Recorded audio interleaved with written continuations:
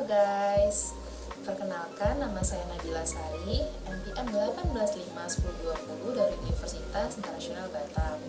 Di sini saya akan menjelaskan 6 materi tentang hukum perbankan sebagai bahan penilaian untuk ujian akhir semester genap ini.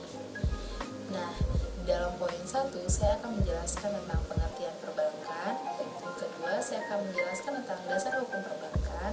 Yang ketiga, yaitu peran Bank Indonesia. Yang keempat, yaitu perbedaan antara bank umum, bank sentral, maupun BPR. Yang kelima, yaitu jenis bank baik secara sistem maupun kepemilikan. Dan yang terakhir, yaitu bentuk hukum bank. Nah, untuk video yang lebih lanjutnya, mari kita lihat berikut ini. Pengertian perbankan.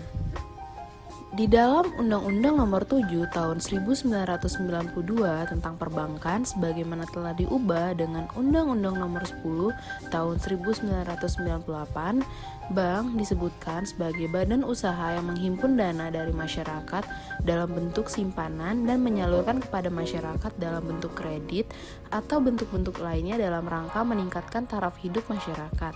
Sementara, menurut ahli yang bernama Pearson, bank adalah badan atau lembaga yang menerima kredit, menerima simpanan dari masyarakat dalam bentuk giro, deposito berjangka, dan tabungan yang kemudian dikelola dengan cara menyalurkan dalam bentuk investasi dan kredit kepada badan usaha swasta atau pemerintahan.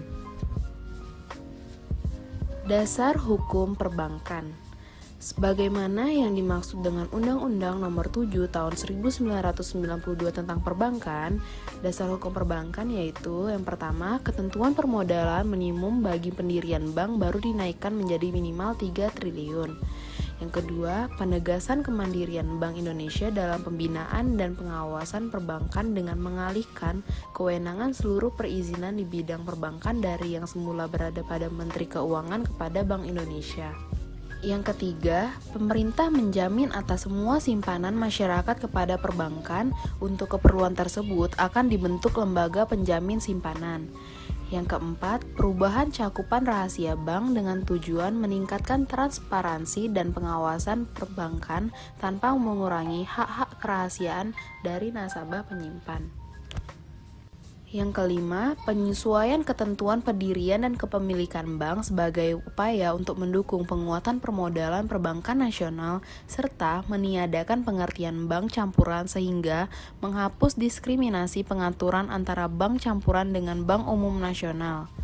Nah, yang keenam, pendirian bank umum dapat dilakukan oleh warga negara Indonesia dan atau badan hukum Indonesia dengan warga negara asing atau badan hukum asing secara kemitraan. Peran Bank Indonesia.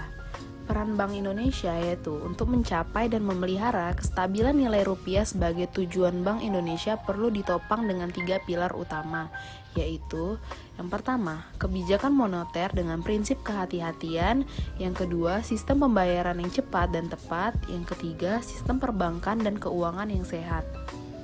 Sementara dalam menerapkan dan melaksanakan kebijakan moneter, Bank Indonesia berwenang menerapkan sasaran-sasaran moneter dalam melakukan pengendalian, yaitu melaksanakan kebijakan nilai tukar berdasarkan sistem nilai tukar yang ditetapkan.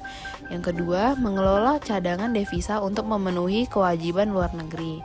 Yang ketiga, memelihara keseimbangan neraca pembayaran, dan yang terakhir yaitu menerima pinjaman luar negeri. Bank Indonesia juga mempunyai fungsi sebagai lender of the last resort. Di dalam pasal 11 yang memungkinkan Bank Indonesia membantu kesulitan pendanaan jangka pendek yang dihadapi bank.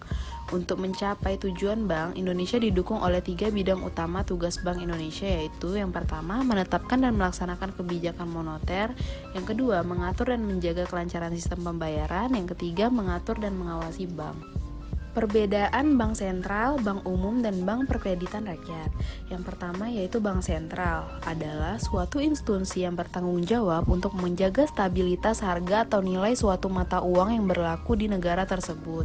Yang kedua yaitu bank umum, adalah bank yang melaksanakan kegiatan usaha secara konvensional atau berdasarkan prinsip syariah yang dalam kegiatannya memberikan jasa dalam lalu lintas pembayaran. Yang ketiga yaitu bank perkreditan rakyat atau bisa disebut juga dengan BPR, adalah lembaga keuangan bank yang menerima simpanan hanya dalam bentuk deposito berjangka, tabungan, atau bentuk lainnya yang dipersamakan dan menyalurkan dana sebagai usaha BPR. Jenis bank secara sistem dan kepemilikan. Berdasarkan fungsinya, yang pertama bank sentral, yaitu bertanggung jawab atas kebijakan moneter seperti stabilitas nilai mata uang, stabilitas sektor perbankan, dan sistem finansial secara keseluruhan di sebuah negara. Di Indonesia, bank sentral diselenggarakan oleh Bank Indonesia. Bank Indonesia memiliki suatu tujuan tunggal, yaitu mencapai dan memelihara kestabilan nilai rupiah yang mengandung dua aspek, yaitu kestabilan nilai mata uang terhadap barang dan jasa serta kestabilan terhadap mata uang negara lain. Yang kedua, bank umum menurut OJK. Bank umum adalah bank yang melaksanakan kegiatan usaha secara konvensional atau berdasarkan prinsip syariah, yang dalam kegiatannya memberikan jasa dalam lalu lintas pembayaran secara umum. Bank umum menawarkan berbagai produk dan jasa kepada masyarakat sesuai fungsinya dengan menghimpun dana secara langsung dari masyarakat dalam berbagai bentuk, memberikan kredit pinjaman kepada masyarakat, jual beli valuta asing, menjual jasa asuransi, jasa giro, jasa cek, menerima penitipan barang berharga, dan lain sebagainya. Yang ketiga yaitu bank perkreditan rakyat. Menurut OJK, BPR merupakan bank yang melaksanakan kegiatan usaha secara konvensional atau berdasarkan prinsip syariah, namun dalam kegiatannya tidak memberikan jasa dalam lalu lintas pembayaran. Kegiatan BPR jauh lebih terbatas dibandingkan dengan kegiatan bank umum. Hal ini karena BPR dilarang menerima simpanan giro, kegiatan falas, dan perasuransian. Pada umumnya, lokasi BPR dekat dengan tempat masyarakat yang membutuhkan. Selanjutnya yaitu jenis bank berdasarkan kepemilikan. Nah, yang pertama, bank milik pemerintah. Bank milik pemerintah merupakan bank yang didirikan oleh pemerintah atau negara dan sebagian besar sahamnya dimiliki oleh negara. Contohnya bank milik pemerintah yaitu BRI, BNI, BTN, dan Mandiri. Bank milik pemerintah juga meliputi dana yang dimiliki oleh pemerintah daerah yang disebut juga bank pemerintah daerah atau bisa disebut dengan BPD. Yang kedua, bank milik swasta nasional. Bank milik swasta nasional didirikan oleh pihak swasta nasional. Saham pada bank ini juga sebagian besar dimiliki oleh swasta nasional. Contohnya seperti BCA, Bank Muamalat, Bank Permata, dan Bank Danamon. Yang ketiga, bank milik asing.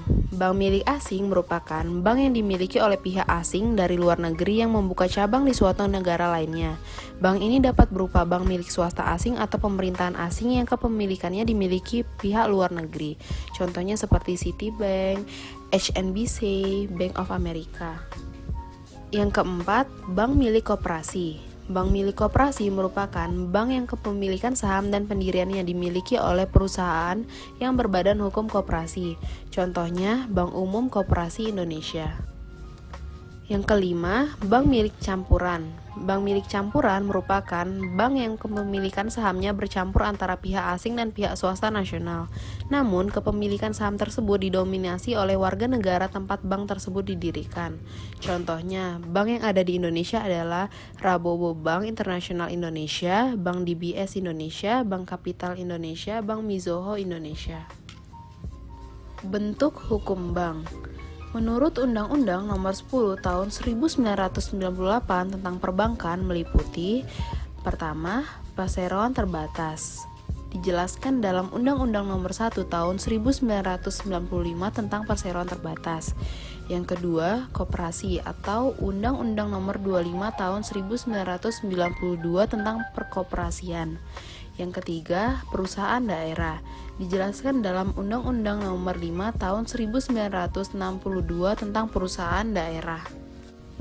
Dalam perundang-undangan yang baru Nomor 10 Tahun 1998, pendirian bank umum dapat dilakukan oleh warga negara asing atau badan hukum asing dengan cara bermitra dengan warga negara Indonesia atau badan hukum Indonesia tanpa ada pembatasan maksimum jumlah kepemilikan bagi pihak asing.